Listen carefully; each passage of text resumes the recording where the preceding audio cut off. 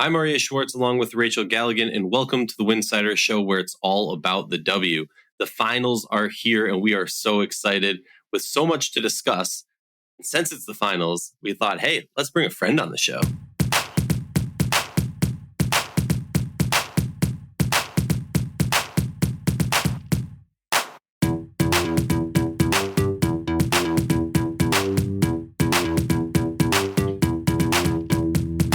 If you like our show, please consider joining our Patreon community, patreon.com/Winsidr. That's patreon.com/Winsidr. For less than a cup of coffee a month, you can directly show support for the hard work we do covering the W.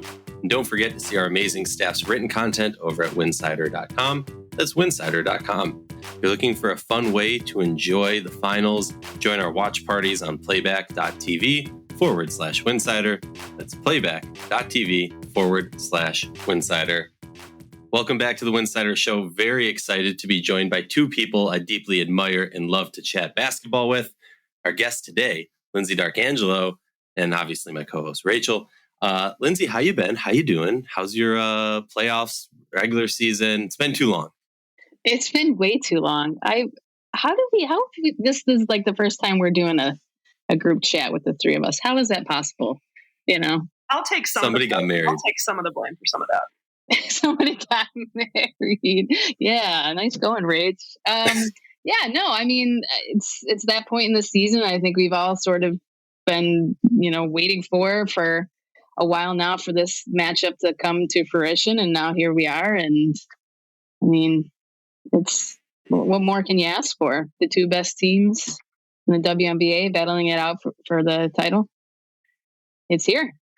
The storylines are insane. Okay, before news just broke as we're about to record today, officially, that the WNBA has announced expansion to the Bay Area. Golden State Warriors ownership group is expanding the team.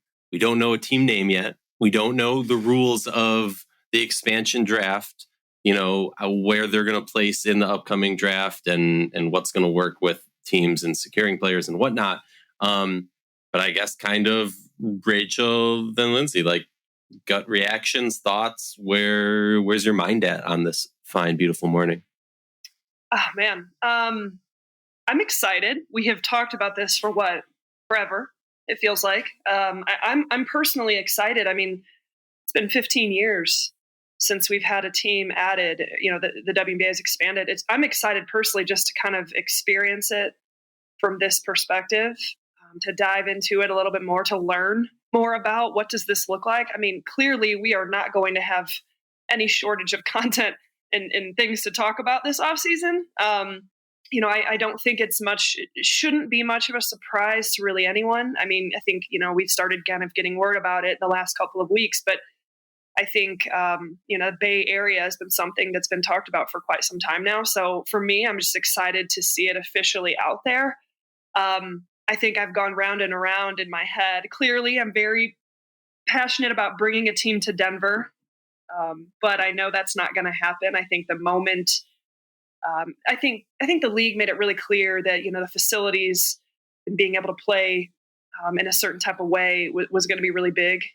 Kathy made that very clear early on, as they were going through this bidding process. And DU, actually, I think it's not a bad pitch. It grew on me as I learned more about it. But, when you've got opportunities with NBA franchises playing in the Chase Center, NBA, practice facilities that can be, kind of shuffled over. I mean, those facilities are already built. I can't blame the league for going that way.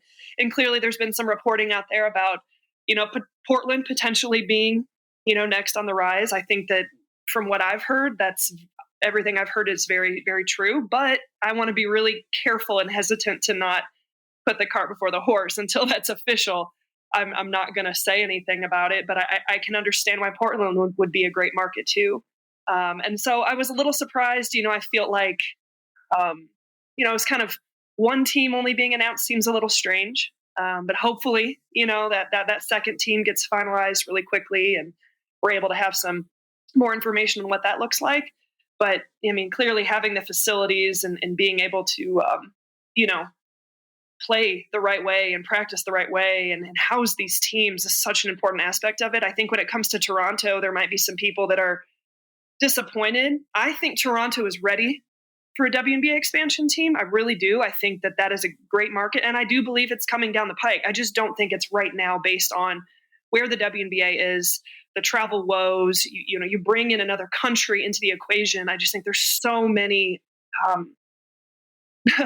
just hoops you have to jump through in order to make that work. I don't think the league is ready for that right now. We've got to get some charter things figured out first and make that a little more manageable. But I fully believe that Toronto is hopefully in that second wave of expansion, and fingers crossed Denver too.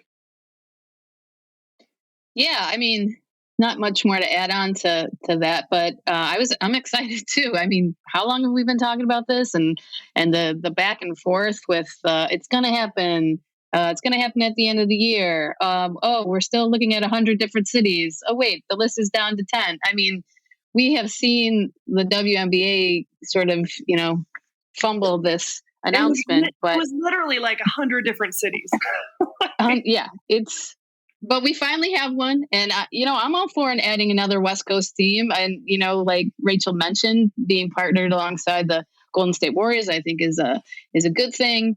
And, I agree on Toronto too. I was at the preseason game in Toronto and the vibe was incredible. The energy was incredible.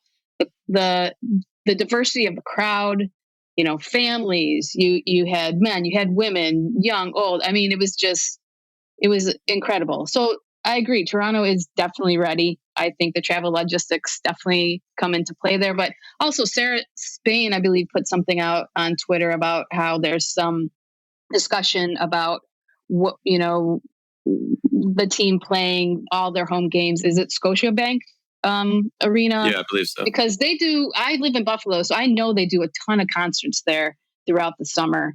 So the scheduling conflict, I think, still needs to be kind of figured out.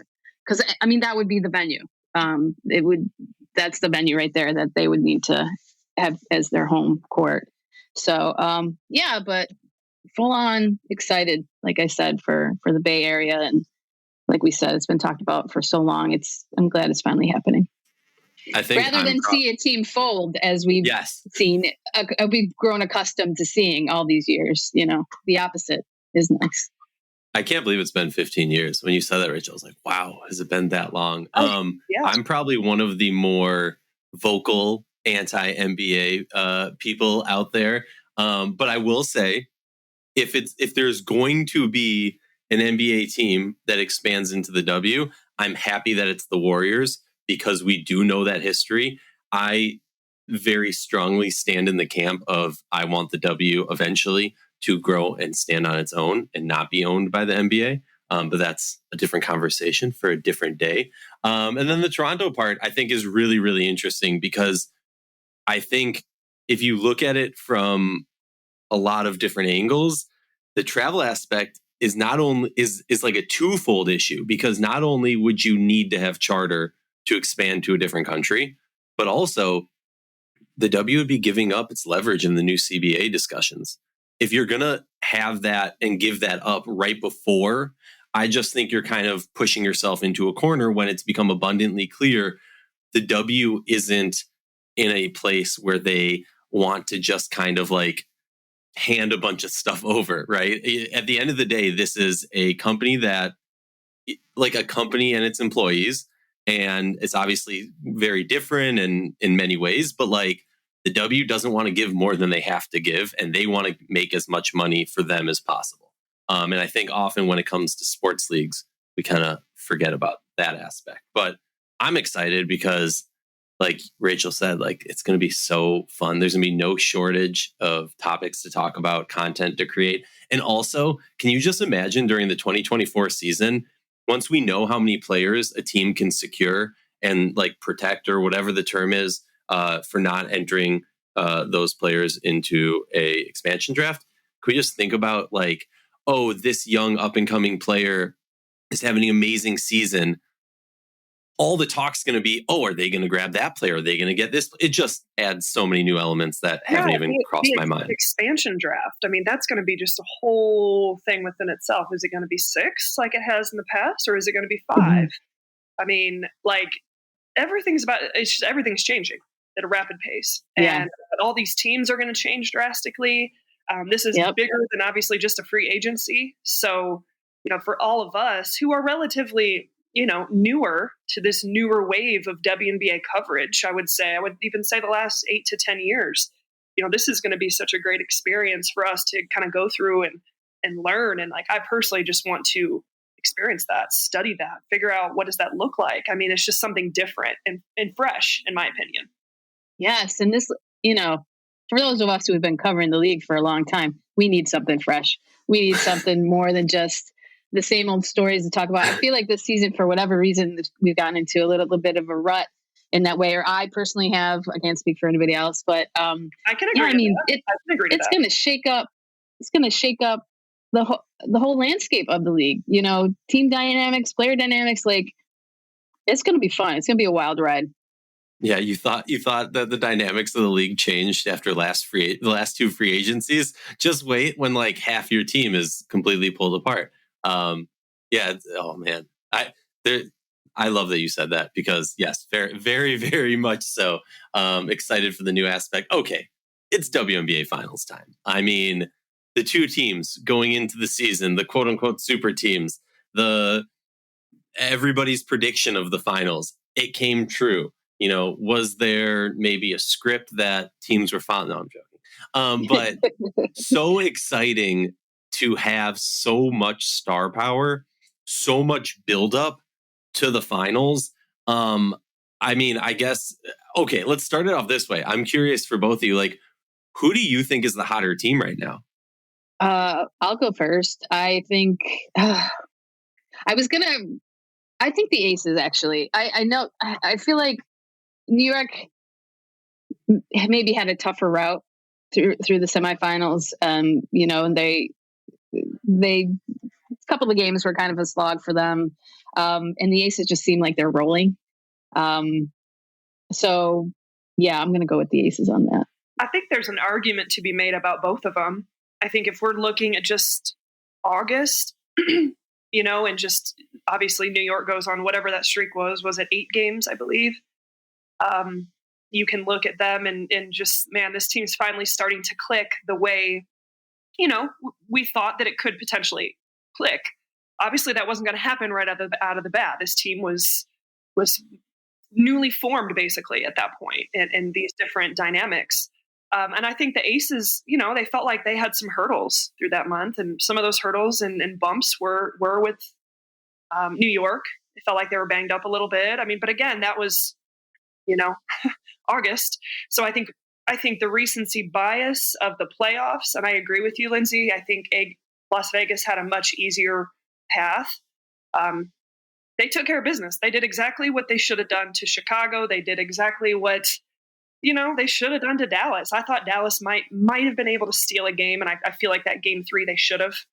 They really beat themselves those final 5 minutes. But I mean, Aces, for a team that is banged up and doesn't have a lot of depth, they did what they needed to do. And so I think New York, though, I mean, if there was one other team that could potentially even be in this scenario, and I was telling Aryeh this the other day, it was the Connecticut Sun. And even then, you just got the sense that like this team, all they had in them was maybe going to be to steal a game, maybe 2. So I don't really even see that loss to, the Connecticut Sun by New York is like they're not hot. Now, what I am saying, JJ is hot. Brianna Stewart's shooting woes have been a concern. And I think that's why it's hard for me right now to sit here and say, I think there's an argument to be made for both. But I think if Stewart, was clicking on all cylinders the way she had all season long, I think I would be more apt to say New York. But right now, because of the recency bias of the playoffs, I have to go with Las Vegas as well. I got to go Vegas too. And honestly, like, throughout early in the season, and maybe it was like a gut reaction to that first game where the Aces won 98-81, like super, super early on in the season. My concern was defensive play from the guards of New York. And Mhm. I think, and it's, I mean, look, it's for both teams, it comes down to, can their opponents survive the offensive onslaught that both these teams can produce? Because, like, how do you keep up with Jackie Young, Chelsea Gray, Kelsey Plum? And I haven't even talked about A'ja Wilson. And I haven't talked about Alicia Clark. And how do you keep up with Sabrina and Stewie? And, like, it's just so hard offensively to score that many points with the rosters that these teams have. And my question very early on in the season, and I think it was kind of answered for a long period of time during that hot streak for New York, was what are we going to see from Sloot and Sabrina defensively, and how are they going to be able to hold their own? Because it's a give and take. Like on Vegas, I almost feel like Kelsey Plum's the weak link of the guards defensively, but then you have two good defenders in Chelsea Gray and Jackie Young. And then on the flip side with New York, I feel like it's the opposite, where it's like Nigel Laney's a really good defender, but Sabrina and Sloot are not that great of defenders. And I think I saw that rear its ugly head in the playoffs for New York a little bit more. Granted, Connecticut was not able to take advantage of that, in my opinion, for a variety of reasons. Ty Harris looking hesitant, Natisha Heidemann puking on the sidelines, Rebecca Allen going down. So, like, for me, I guess that aspect is the thing that, like, oh man, I'm worried about New York. But then when I convince myself, look at JJ and kind of like what Rachel said, JJ's just been insane. She's balling. She is balling. What do you think? I mean, Lyndsey, tell me, like, what's kind of like, yeah. I'm so intrigued by the matchups and how this is going to all play out. I mean, I want to see the game within the game, right? Because there's so many aspects to these two teams. Like, first of all, how are the Aces going to defend JJ? Like, who's going to be on her on a regular basis? Is it just going to be like, is there going to be multiple defenders switching off? And you think maybe try some double teams or whatnot. But I mean, I'm so intrigued by that, because how do you, without Candace Parker, and you have Kia Stokes, who's serviceable, but she's not at the same level, obviously. No comparison there, but how does that come into play? And then what about foul trouble with the Aces short bench? I'm so curious to see on the flip side who Laney guards. I could see them putting, but Nyjon, Chelsea Gray possibly, right from the at the point of attack there on the perimeter. And then Vegas's guards are just so much more, like you mentioned, defensively, but they're also much more athletic. I mean, if you take Laney out and you look at Sloot and you look at Sabrina, Aces have the upper hand there as far as athleticism goes, and I mean, I would even give them the edge, scoring potential, creating their own shots. So, gosh, there's just so many aspects to dissect, in this matchup that I love. Like it's like Rachel said, there's so many, I think you said this at the beginning, but there's so many storylines. So there's also like so many storylines within the game as far as matchups go. I think the biggest thing is, someone asked the question, does it come down to scoring or does it come down to defending? I think you ask these coaches, they would say that defense is going to win championships. But like you're looking at the Aces and the Liberty, who are ranked 1 and 2 in offensive rating, and then 1 and 3 in defensive rating. So, I mean, it's hard to really sit back and say, okay, like which end of the floor is more important? It's going to be the complete game within the game. And honestly, obviously, I think 3-point shooting is huge. In the complete entire, whether it goes to 5 games, 4 games, whatever it is, being able to not just make shots. Clearly, you have to make shots to win games. I know that's the most groundbreaking thing I've said this entire podcast. But being able to make shots, I mean, can Kelsey Plum hit shots? We know what A'ja Wilson's going to do. I can almost guarantee you A'ja Wilson's going to put up 25 a night. I mean, that's what I get. That's what she does. She does it night in and night out. Maybe she has one off game where she, maybe has like 10 or 12. But even then, those games are so rare. And she has proven time and time again to throw this team on her back. So I think, okay, well, who else is that second scoring factor consistently for Vegas? Is it Jackie Young? Is it Kelsey Plum? Is it Chelsea Gray? I mean, let's talk about Chelsea Gray in the finals. For the love of God, have we not, learned anything in the last many years? Yeah. I mean, we know there's going to be some absolute heroic performances in the fourth quarter by Chelsea Gray. But, can Kelsey Plum make shots consistently from the perimeter? And if she's not, I think she's done a great job of being able to get into seams, get into the paint, and find ways to impact the game in other ways. She's done that all year. But on the other side, like New York, okay, like is Stewie off still? Is Stewie going to, hit her stride a little bit more? Is Jonquel Jones? I think New York has more weapons to me. Now, the thing that confuses me a little bit about New York, and I'm curious your guys' opinion on this, I'm really not alarmed.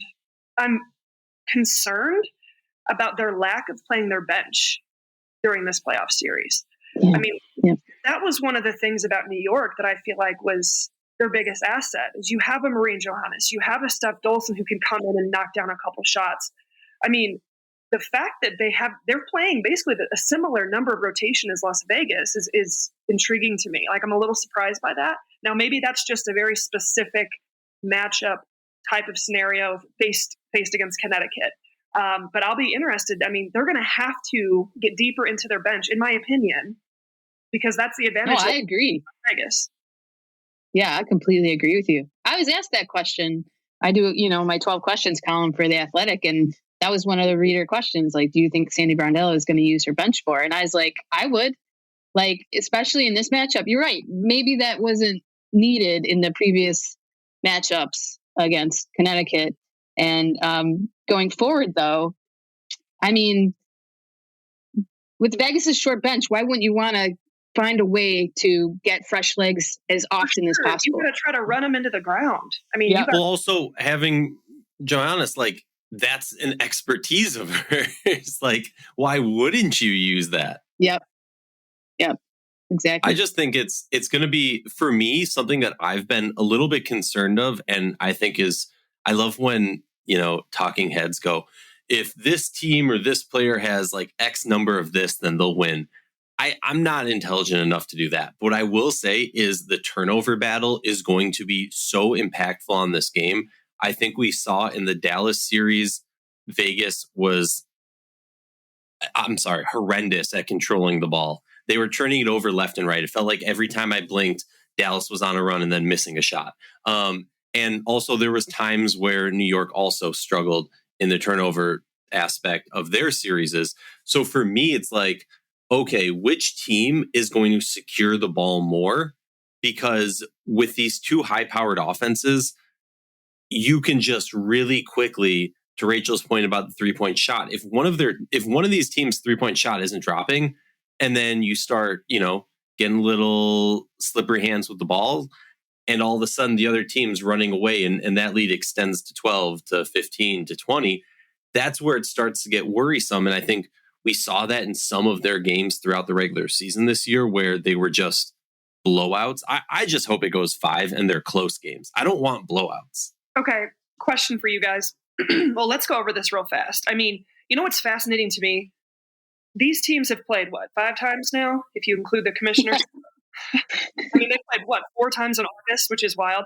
To me, that June 29th matchup that Las Vegas won 98-81, that feels like a freaking decade ago. Last season. You still had Candace Parker in the mix, which, can we just talk about how just heartbreaking it is that we can't see her in this scenario? Horrible. I know, I hate it so much, but so that feels like that was, not only did you not have Candace Parker, but you did not have Jonquel Jones on the other end of the equation playing at the all-star rate level right now. So let's talk about the August matchups. August 6th, New York beat Las Vegas 99-61. Sabrina went off for 31 points. August 15th, that was the Commissioner's Cup, I believe. I think so, yeah. New York beat Las Vegas on their home court, 82-63. That was where Maureen Johannes went off 17 points. August 17th, 2 days later, Vegas is able to revenge the loss. They ended up winning 88-75. Chelsea Gray went off for 22 points. Sabrina went off for 22 points as well. I will say, Sabrina puts up a lot of numbers against Las Vegas. Just a mental note. And then the final matchup at New York, 94, Liberty win, 85. Sabrina went off for 25. So the only game that was decided by less than 10 is wild to and me. that's what I was going to say. That's what I was getting at. And you guys know I'm way too long-winded, so I apologize. But for as evenly matched, I'm looking at the statistics back and forth. I mean, they're 1 and 2 in pretty much every freaking category. Offensively, defensively, 1, 2, 3, they're right there in that mix. For as close as these teams are statistically ranked and all those types of things, it's amazing to me how these matchups in these games really haven't been that close. I was going to ask you guys the same exact question. Rach, you and me are always on the same wavelength. I had literally written that down in my notes. Are we going to can we please see a competitive finals? Because we really haven't had, even that game that you said was, by single digits. That wasn't, the whole game wasn't wholly competitive from what I remember. Are we going to see that? I hope so. I don't know what the issue is, or I get the sense that, sorry, not to cut you off. I get the sense that every game is going to be like a tale of its own story. Like no game is going to look very similar to the one before. I think we're going to see a lot of defensive schemes because they don't want the other team to be able to find their rhythm. You're going to see a lot of different adjustments on ball screens. You're going to see a lot of different adjustments on the way they're playing Vandersloot and keeping her out of rhythm, the way, they're guarding Stewie and keeping her out of rhythm. I mean, I do think that, for as defensive minded, especially the aces, they're going to mix things up tremendously. And that's the cool part about this matchup is like one night I've already said what I think A'ja Wilson's going to do, but one night, A'ja could go off for 40 and then the next night it could be Jackie Young. And then, for New York, Maureen Johannes could go off, for 23. And it's just, there's so many weapons between these two teams. I just wonder, New York, do they have more weapons? Do they have more weapons that could, in the long run, wear Las Vegas down? And when it comes to like a game 5, have just a little bit more in the tank to be able to win this? That's not it. Bench-wise. That's not my thought. That's just what I'm starting to question. Again, back to that kind of that stuff. I think adding the bench players in there, for sure. And another question to throw into this mix is we still have yet to see Brianna Stewart have one of her go-off games in this matchup.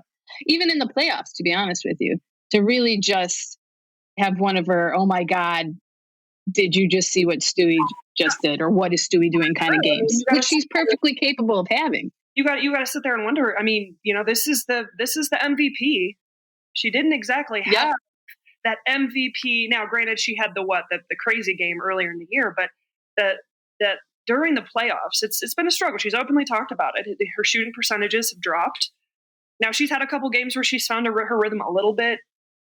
But this team has so much around her to be able to help pick up the pieces. But like, she can't afford to be off against Las Vegas. She's got to be the league MVP if New York wants to have a shot at winning this series, in my opinion. Agreed. No, I agree with that. Because I think about it like, for me at least, the reason I had Stewie just hedge out A'ja in my MVP rankings, AT was number 1 in mine. But the reason was because it took so long for JJ to get going, and Stewie had not only to go off, but to do so many other aspects. I also, while I agree, I think depth-wise, you have more depth on New York, reliability depth, and finals/playoff depth. You have Alicia Clark. You have a proven winner. You have a player who can go off from 3 when a team isn't going to necessarily be keyed in on her, given who else is on the Aces. A player who is a really, really, really good defender. I forget, did she win Defensive Player of the Year that one year? Or did she? Honestly, I don't remember because all the past 5 years are just blurred together. But she's an elite defender. When you have your name in conversation for Defensive Player of the Year, and now you're the 6th Woman of the Year, and you're talking about that, like, for me, I agree. The depth, there's more depth on New York. But if I'm looking at it at I'm a stingy coach who's not going to play very deep into my roster, I'm loving the fact that I have Alicia Clark. Lyndsey, who's your ex? Yeah. Side note, my favorite point of the season, by far, my favorite thing that happened this WNBA season was when Becky was pissed at her starters and she took them all out. They all sat down. And literally the moment they sat down, she said, "Get back up, you're going back in." So they sat down and then all had to sit under the scorer's table for like 3 minutes until the next stoppage. Becky's a beast. Lyndsey, who's your X factor in this game? For each, you want me to do each team? You can pick one, you can do both, you can do 5 X factors. I'll do one for each team. I think for the Liberty, I think it's Laney. I think what we've seen is when she's not scoring, when she's not really involved in what New York is doing, they tend to not play as well. I mean, I feel like she's this unsung. She's been this unsung hero for this team all season long. She can produce on the offensive end. She plays incredible defense. I think if she is playing at her top level that she can play at, that's going to cause problems for the Aces. And then on the Aces side, I think, like you mentioned, Alicia Clark. I think coming off the bench as the only player who really we may see come off the bench, she's got to play well. She's got to play lockdown defense. She's got to be able to hit open looks, especially from the perimeter. So, she would be my choice then for the Aces. Man, for me, I think when it comes to Las Vegas, it's Kelsey Plum. When Plum is going and she's that engine and she's playing that with that high motor that we know she has, not only, is she knocking down shots, but she's creating opportunities. I think Plum just brings an added element to Las Vegas. Again, I can tell you what A'ja Wilson's going to do. Jackie Young is going to be really steady, but Kelsey Plum, if she's playing her best basketball, this is going to be tough. And a lot of that she's got to knock down shots. For New York, I love the Laney piece. I think Laney is so important, especially being able to try on both ends of the floor, being able to contain New York a little bit and her assignments that she's on night in and night out and those different type of just matchups she's going to have. She's so important. But just to be a little different, I'm going to say Jonquel Jones. I think if JJ can continue to play, at this arguably MVP rate, the best basketball we've seen since that MVP year from her. I mean, the last game, I will never forget the way she was just pursuing the ball, going after rebounds, ripping it out of people's hands, knocking down shots, coming down, blocking a shot, then coming back down the next possession, hitting a three. I mean, Jonquel Jones is so impactful to this Liberty team. If she's playing as well as she played in that Connecticut series, that's everything. So to me personally, I really feel like it's JJ and Betnijah Laney are equally important X factor wise. I'm going to go with mirroring positions on this, mostly because you guys already named some amazing players that I fully agree with, but I'm going Courtney Vandersloot for New York. Can she impact the game more than just assists? She's a great floor general, but if you look at her playoffs so far this season, just looking at that that overtime win against Washington, 27% from the field. And then 60-60, but then 38 and 25. For me, I'm looking at her because I think we know we're going to get from Stewie to some degree, and maybe we have higher expectations, whatever. We know we're going to get from JJ. She's in beast mode right now. Laney, to your point, is going to be so key and impactful and important. And then obviously Sabrina. But can Sloot produce offensively and not be a liability defensively, I think is going to be kind of what I'm looking at on the New York side. And then for Vegas, I can't not say Chelsea Gray, granted, because you guys didn't. But I cannot say Chelsea Gray, given what she did last finals. Like, I am so zoned in to see what is Chelsea Gray going to do in these finals. And, A'ja Wilson's going to go, like, I feel like it's more so like who's going to go over the top, whose cup is going to run over. And that player is just kind of going to be the answer. But, you probably were joking, but I am curious, Lyndsey, were you the one who voted A'ja for 4th place MVP? Let's just get it out in the air. Let's get it out. I was absolutely not. I mean, that you gotta wonder, was that just did someone just fill out their ballot wrong? I mean, or was it spite? if you'd want to give, a reasonable explanation for it, that would make the most sense, because there is no way, if you really did watch the basketball that she played this season, that you could ever vote her less than third place. And granted, 1 through 3, it could have gone either way. I mean, this was like a three-way tie, three-way horse race right up until the end for a lot of voters. But there is absolutely no way. The only other reasonable explanation, this is what occurred in my head, was that the media writer / whoever covered other sports and just couldn't watch the entire season as dedicated WNBA writers do on a regular basis. That's the only other thing. And just thought, oh, hey, Chelsea Gray, she's good. Yeah, I'm genuinely wondering. Like, I personally, truly, because it's so ridiculous and unbelievable. Like, we've seen those ballots. They're not like the most easiest. They're not the easiest thing in the world, I guess. Like, it's not easy. Could someone have just been reckless and just like writing down names, and not realizing there was a ranked order to it, I guess? I mean, I genuinely think that's what it is. Personally, I genuinely think that's what it is. I think if we're being nice, which is bad.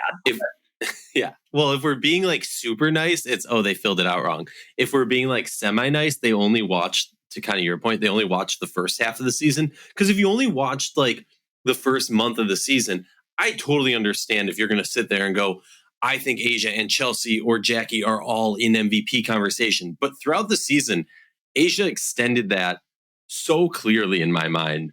And then also, I think the other, if we're going to go from kind of like a devilish mean perspective, it was someone who was at a different market and wanted to adjust the grading curve, as it were, to try and help who they actually wanted. Now, that's more of a, Tupac. That takes some planning. That's more of like a Tupac still alive, hiding over in, Africa or something. But it could style of thought. Very well could be the case as well. That's conspiracy theory level thinking. I love it. Okay, this is the hardest part. Real quickly. I don't want to do this part. I don't want to do it. I know. Rachel tries to avoid this. So Rachel, you get to go first. Aces versus New York Liberty. Best of 5. Who's winning in how many games? And then midway through the series, we'll do this again and I'll make you pick a series MVP. Oh my God. I hate this. It changes in my mind like by the minute. Like 1 minute I'm like, okay, like Las Vegas has go with your gut. Go with your gut. Up until maybe like yesterday, I was really feeling like, man, New York, this is their year.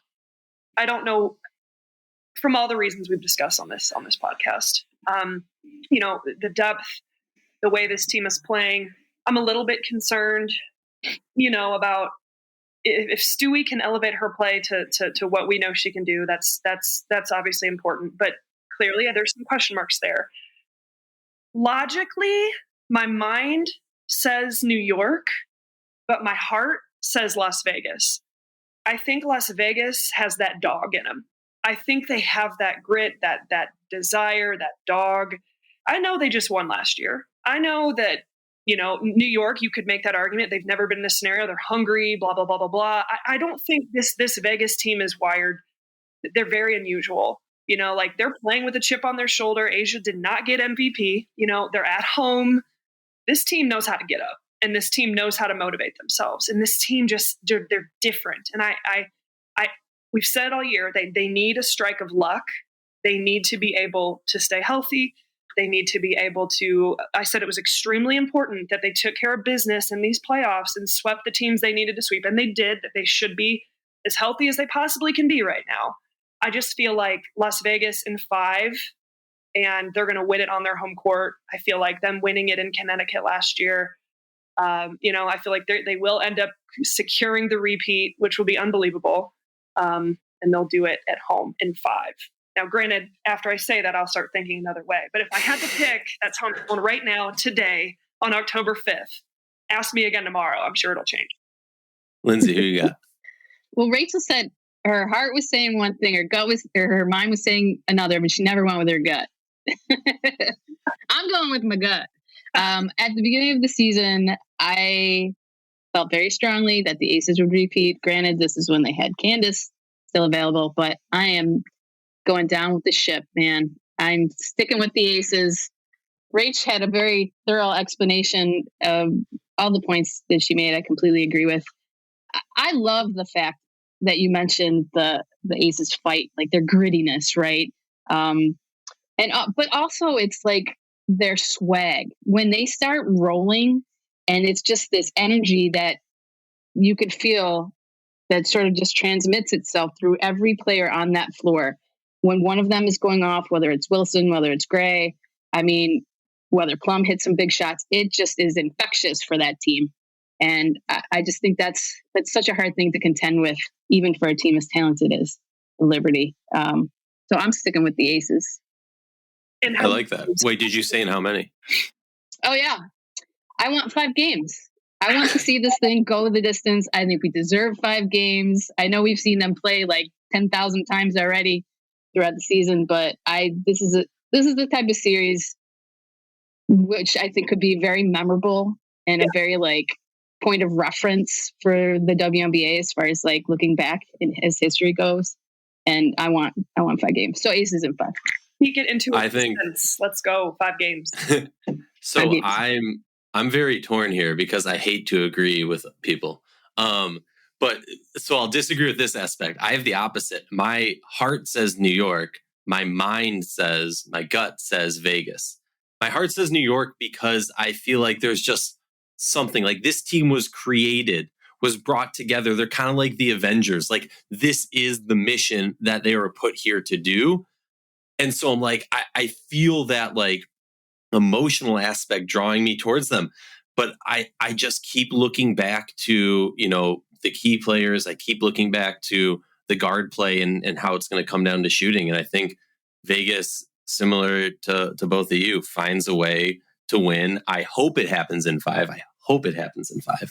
Also, let's not forget, Vegas was a progression. This was a great team with great players that came together and had to learn what it took to win a championship.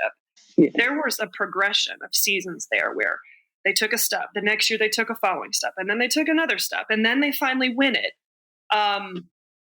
Maybe not in that exact order, but you know what I'm saying. They win it. You know what it takes to win it.